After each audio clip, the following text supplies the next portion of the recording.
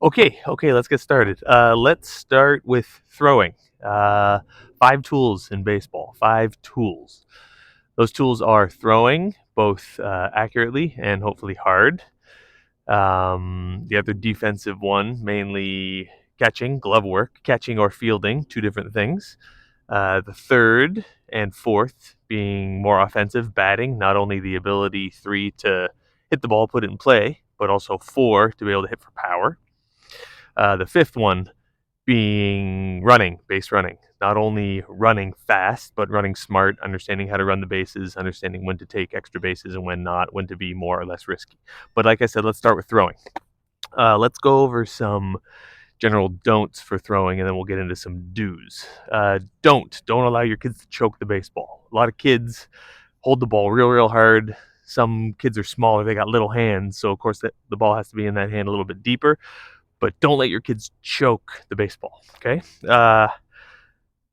Kids, in an effort to throw harder, sometimes want to reach way back behind them to try to get more. Don't let them reach way back. There's not a lot back there, so don't let your kids reach their arm way out. Don't get too expanded when you get into your throwing motion.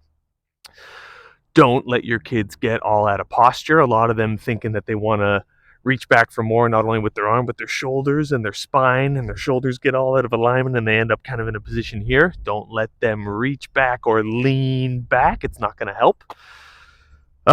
Don't let them break their hands too early. Some kids have a tendency, the second they start moving, is their hands come apart and they got to hang out in this position for a second or two. Don't let them break their hands too early. After landing on their front foot, some kids have a tendency to really use that front side, that glove side, and pull really early. We don't want them pulling with their lead arm too much, if at all. So don't let them yank with that lead arm in an effort to throw harder.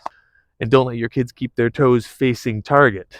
Okay, a lot of kids have a tendency to want to step in that direction, both with their rear foot and their lead foot. So don't let them keep their toes to target the entire time. Those are some of the main don'ts. Now, if we're talking about some of the main do's, teach them and encourage them to use a 4-seam grip. 4-seam grip being that C, or that backward C. It's a grip right across those seams, with the edges of your fingers kind of holding onto that seam. The seam is there so you can use to kind of rip into it. Smaller kids, smaller hands, they're probably going to have to use a bit of a 3-finger grip. That's okay. The 4 seams is a reference to 1, 2, 3, 4. So encourage them to throw with a 4-seam grip. Some kids feel a little more comfortable with a 2-seam grip, the 2 seams being here and then the 2 seams being here. That ball have a tendency to snake, kind of tail this way, cut this way. So encourage them to use a bit of a 4-seam grip. Whether it's 2 fingers or 3 fingers, not a big deal. Encourage them to hold the ball a little bit loose if their hand can manage it. A little bit of space right through here. As I was saying, we don't want to choke the baseball. We want to have a little bit loose because then it's going to come out a little bit easier.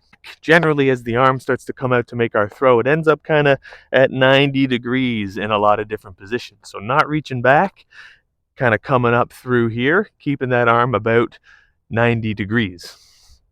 The second the shoulders and the spine get out of alignment, now we got the kid at an angle that they're trying to throw the baseball up. Generally, we're trying to throw the baseball out, in a lot of situations a little bit up, in a lot of situations basically straight. And as pitchers, we're kind of trying to encourage our kids to throw the baseball down.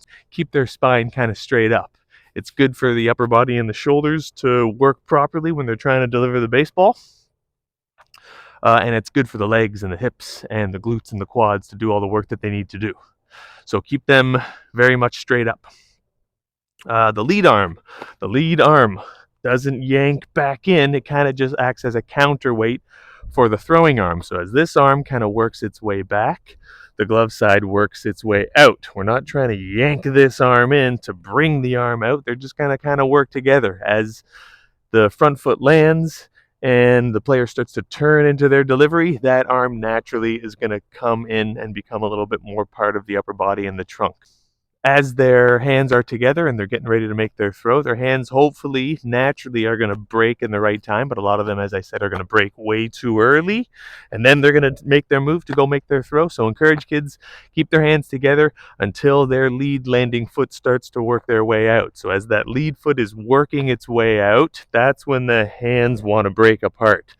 The lead arm and that lead leg kind of work together.